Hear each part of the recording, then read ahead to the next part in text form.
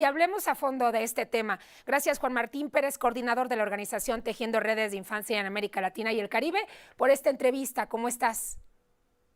Hola, muy buen día. Gracias también por la oportunidad. Al contrario a ti, Juan Martín, ¿cómo explicamos estos 7 de 10 niños en pobreza en nuestro país cuando recientemente nos arrojaron datos muy relevantes sobre la pobreza en México, un panorama que no se veía desde hace 40 años, que más de 13 millones de mexicanos salieran de la pobreza, Juan Martín? ¿Cómo explicamos esto? ¿Dónde están esos 7 de 10 niños en pobreza extrema? Sí, lo que tenemos que tener presente es que todo desigualdades. Es buena noticia, por supuesto, que tengamos una reducción de la pobreza multidimensional. Hay, por supuesto, necesidad de sostener las políticas públicas, fundamentalmente el incremento de ingresos a las familias para que esto sea sostenible en el tiempo y no sea solo un tema temporal o una ilusión económica. Pero regreso nuevamente a que los promedios ocultan las desigualdades. En estos datos que ha aportado el INEGI, por primera ocasión, después de que lo hizo Coneval por muchos años, lo que nos muestra es que son los niños y niñas, y especialmente en los pueblos originarios, donde la dinámica social o de exclusión no ha cambiado radicalmente. Los estados de la República que mantienen estas brechas de desigualdad siguen siendo los mismos que tienen históricamente este rezago. Chiapas, Oaxaca, Veracruz, Puebla, por mencionar. Y si desagregamos los datos, vamos a observar que los niños y niñas son los más pobres entre los pobres. Sí. En gran medida, por supuesto, porque su dependencia económica a la dinámica familiar, pero sobre todo porque tienen menos posibilidades para poder, como ya otros estudios también que ha realizado Oxfam a nivel internacional, para poder tener movilidad social. Sí. Y sabemos que 7 de cada 10 familias que están en una condición de pobreza, sus hijos e hijas no van a cambiar el decil de pobreza más allá de 1 o 2 niveles. Por supuesto, habrá alguna excepción que saldrá en alguna película, pero no es la dinámica general.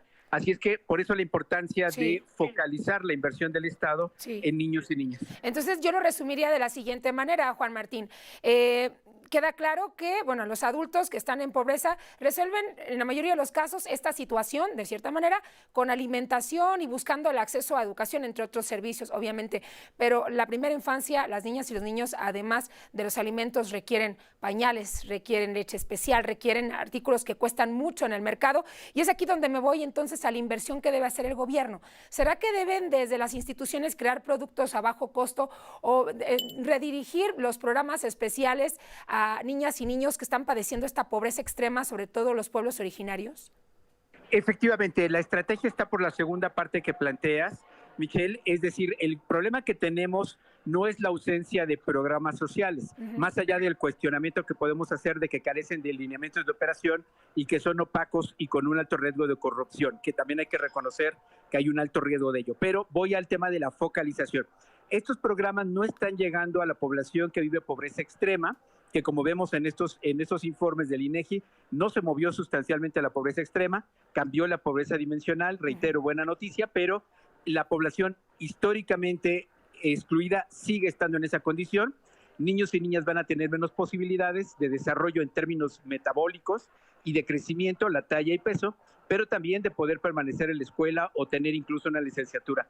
De ahí que focalizarnos a códigos postales y segmentos ya claramente identificados en territorio. Esa sería la mejor estrategia. Así es, planteaban en el reporte, con obviamente los datos que van los especialistas, rezagos en salud, educación y alimentación. Mencionabas, Juan Martín, que realmente no están llegando los programas sociales a estos lugares, cuando por algo obviamente existen los programas sociales. ¿A qué se debe o cómo deberá afinar pues estos detalles el gobierno para que tengan acceso estas personas a los programas? Bueno, los programas sociales de la llamada Cuarta Transformación tienen un problema de origen, y es que son de suyo y creados específicamente como una estrategia político-electoral, de tal manera que quien lo recibe son las bases electorales sobre las cuales está trabajando para conseguir los votos, no donde deben de estar, que sería la población de mucha mayor exclusión social e histórica, que ni siquiera logra llegar a estos espacios de control o de disputa electoral. Entonces, creo que ahí hay un problema. Segundo, necesitamos que las políticas públicas no tengan ningún sentido, vamos a llamarlo de mejora de imagen del político en turno, sino que esté gestionado tanto la asignación como el propio monitoreo con personal técnico e independiente, porque ese es el otro problema. Sí. Lo que estamos teniendo es un uso para fortalecer las imágenes de políticos en turno y no para resolver los temas estructurales. Pues gran reto que tienen las autoridades federales, sobre todo aquellos que los representan en los estados, Juan Martín, de que estos programas, pues digo, ya que son parte o base, obviamente, de una agenda electoral, que de verdad lleguen a esa población, porque son los únicos que tienen la oportunidad de esos rincones donde pues nadie puede, obviamente, llegar para que esta gente pueda acceder a los recursos. Yo creo que esta entrevista puede servir para que se haga ese llamado, lógicamente. Sí, yo creo que tenemos que recordar que quienes están en la función pública tienen una obligación legal y los niños y niñas, de acuerdo al artículo 4 constitucional, tienen una prioridad, le llamamos el interés superior de la niñez. Sí. Y todas las autoridades están obligadas a hacerlo, independientemente del color del partido por el cual llegaron. Sí. Así es que la prioridad tiene que ser niños y niñas. Juan Martín, desde tu organización, ¿cuántos programas sociales van destinados específicamente a la primera infancia? ¿Qué es la más afectada y qué es la que está en medio de esta cifra tan fuerte de 7 de 10 niños en pobreza extrema, pues continúan en esta condición?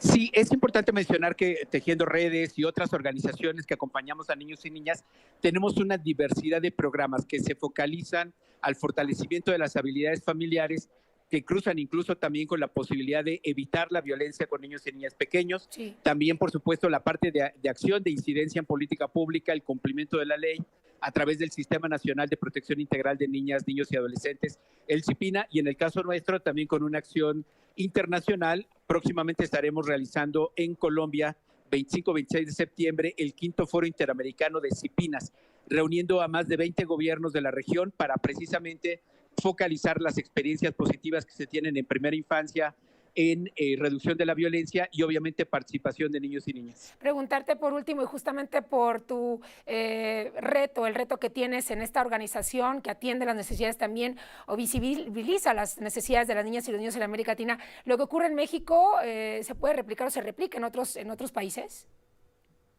Sí, lamentablemente tenemos una realidad compartida a nivel regional y esto implica que los niños y niñas son pobres en todos los países de la región.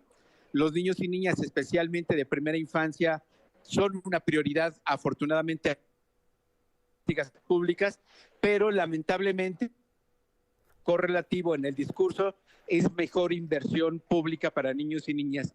También, como en México, tenemos uso electoral de los programas con fines electorales, también tenemos poca prioridad de participación de la ciudadanía. Sí. Entonces, creo que compartimos bastantes retos y creo que México puede, pues sin duda, cambiar a tomar decisiones en política pública, sí, y no en cálculos políticos. Bien, ya agradezco siempre tu participación, Juan Martín Pérez. Gracias. Gracias, muy buen día, hasta luego. Un abrazo, hasta luego, coordinador de la organización Tejiendo Redes Infancia América Latina y el Caribe. Pues ahí están varios planteamientos que pueden servir como tip, obviamente, a las autoridades. Ojo con lo que mencionó sobre los estados y la atención que deben brindar, pues quienes tienen el recurso, obviamente la capacidad de llegar a estas comunidades en pobreza extrema para cambiar su realidad.